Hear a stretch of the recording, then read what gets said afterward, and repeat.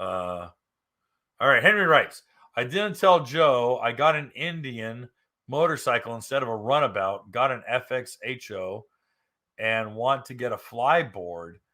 Will I do any engine damage by running the ski pinned without the ski moving?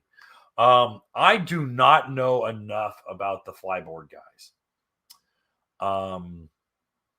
As long as the engine is, I mean, it's a Yamaha, so it's water cooled, it's ambient water cooled. As long as it is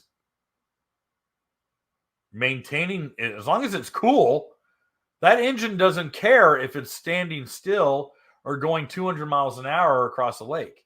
As long as it's cool and it's air fed, it's fed enough cold air and engine coolant, or water is cooling the engine, it doesn't care. So you should be good.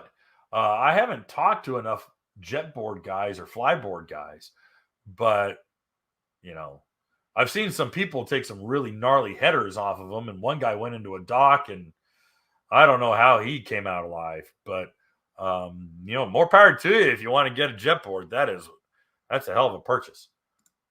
Hey guys, thanks for hanging out. This clip was taken from our weekly podcast that we record here every Sunday night at 8 p.m. Eastern Standard Time. If you want to watch the whole video, you can go to the Watercraft Journal's YouTube channel, go to playlists, and then click on live sessions. You're going to see it there. Otherwise, go ahead and leave a like, a comment, and definitely subscribe to the channel. It helps us grow. And again, thanks again for watching our videos, and we hope to see you soon.